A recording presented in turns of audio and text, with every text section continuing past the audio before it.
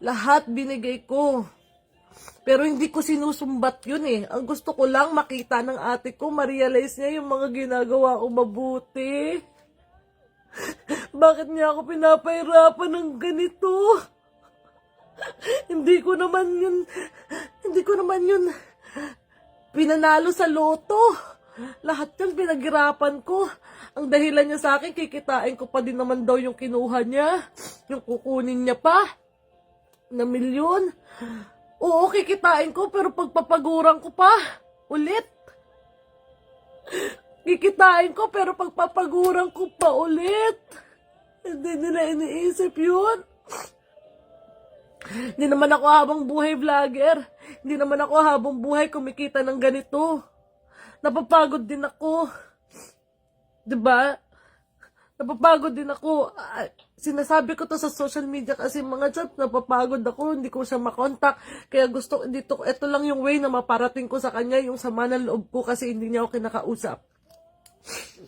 Ito lang yung way na maparating ko sa kanya, ma-realize niya, Panginoong Lord, gisingin yung utak ng kapatid ko, nalalaso na yata. Kasi may mga nagsusulsul sa kanya. Milyon mga chaps, ang hindi ko makuha na pera ko naman. Marami ako pinapasahod na tao. Lahat yun nakatenga dahil sa kanya. Alam mo yung wala akong magawa eh, kasi nandito ako eh. Malayo ako. Gusto ko lang i-shoutout yung kapatid ko. Baka matauhan ka. Hindi naman sa'yo yan pera. Hindi mo naman yung pinaghirapan. Bakit kailangan mo kong gantuhin? Hindi ka ba nahihiya? Sa mga tao dyan nakakakilala sa'yo na ganyan ka? Nagsisimba ka palagi. Tapos ganyan ka. Magnanakaw ka. Lahat ng meron ako, gusto mo matanggal sa akin. Gusto mo magdusa ako. Bakit? Anong kasalanan ko sa'yo? Lahat naman binigay ko sa inyo, pati mga anak mo. Hindi ko inaano yung mga anak ko, lahat. Binigay ko kung anong gusto nila, binibigyan ko sila. Hindi ako nagsusumbat. Gusto ko lang ma-realize mo yung mga ginawa kong maganda. Ang masakit pa pati kuya ko, naghahati pa kayo sa pera na kinukuha nyo sa akin. Ano ba ako? Hindi naman ako dito nagtatay ng pera. Kailangan ko magtinda ng kape, kailangan ko mag-vlog para lang magkapera ako. Tapos gaganyanin niyo ako. Hindi kayo magtrabaho. Hindi kayo magtrabaho. Magtrabaho kayo para maranasan yung hirap na nararanasan ko. Mga tamad! Mga umaasa na kayo sa akin! Magtrabaho kayo! Panginoon Lord, bigyan mo ng trabaho itong mga taon to para maranasan nila yung hirap.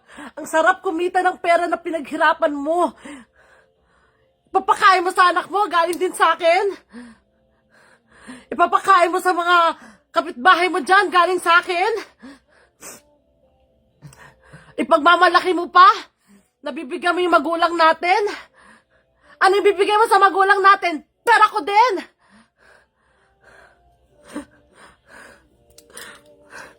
Mga easy money, gusto ninyo pahiyaan? Go! Real talk sa mga tamad. Tangina nyo. Magtrabaho kayo, wag kayo aasa sa isang tao. Porque binibigyan kayo, porque sinusuportahan kayo. Mag-ano kayo sa sarili nyong paa. Hindi yung ganyan. Na tinitake advantage nyo yung taong tumutulong sa inyo, porque meron.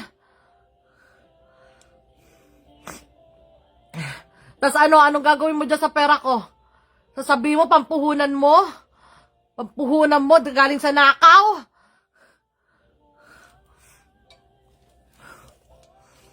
Nakikinig ka ng laman. Papakain mo sa pamilya mo, galing sa nakaw, hindi naman sa'yo. Pinaglalaban mo yung para sa'yo. Sasabihin pa daw ng ate ko mga chats, sabi pa niya, hindi niya ibibigay yung pera ko. kung di ko mabibigay yung parte niya. Anong parte mo? Wala kang pinaghirapan dyan, tanga.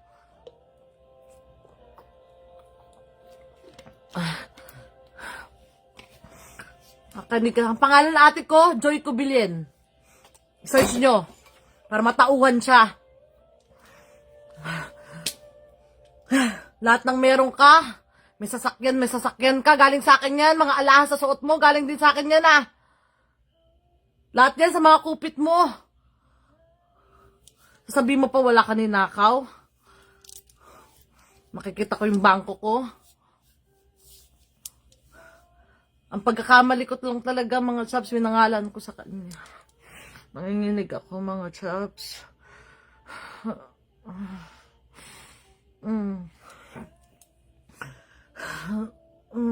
I'm shaking, hold on.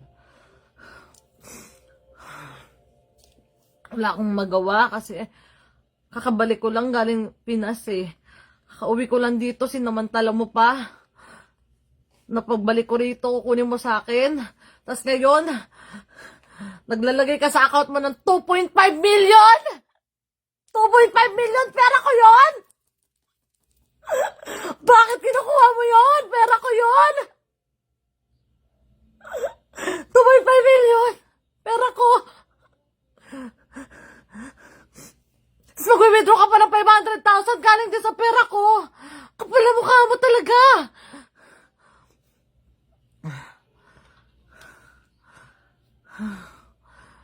Kakasabwat pa kayo. Marunong ako magpatawad. Kung kakausapin mo lang ako, patatawarin naman kita eh. Kasi kapatid kita eh. Pero hindi na ako magtitiwala sa'yo. Kausapin mo lang ako. Kausapin mo ako kung bakit ba? Bakit mo to ginagawa sa akin? Inuubos mo lahat ng pera ko. Unti-unti. Kung masama akong tao, sabihin mo sa akin saan banda. Kayo, nagbigay ng dahilan kung bakit ako naging ganito sa inyo. Di naman ako ganito eh. Ang saya-saya ko. Pagka umuwi ako ng Pilipinas, ang saya-saya ko. Lahat na lang ng mga gusto nyo, ng luho nyo, binibigay ko naman sa inyo. Wala akong pagkukulang. Wala. Alam ng Panginoon Lord yan. Wala akong pagkukulang. Nakakapagod. Kasi sarili mo kapatid, masakit. Sobrang sakit. Kasi sarili kong kapatid, ginanito ako ng mga chaps. Nauubusin lahat ng meron ako.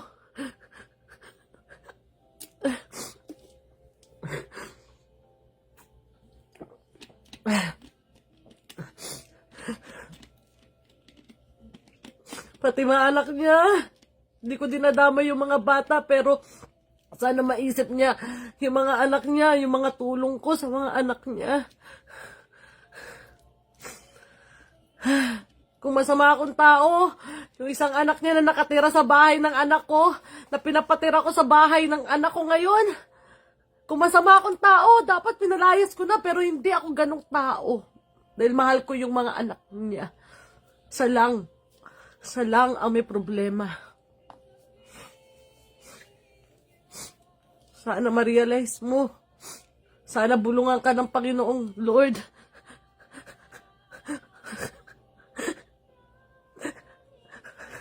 Bigyan pa ako ng lakas. Ayokong magkasakit. 8 months pa lang yung anak ko. Parang gustong-gusto mo na ganun mangyari sa akin para makuha mo lahat ng meron ako eh.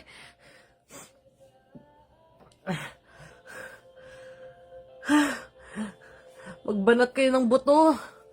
Huwag kayo nga asa sa mga tao na tumutulong sa inyo lagi. Tinitake advantage ninyo.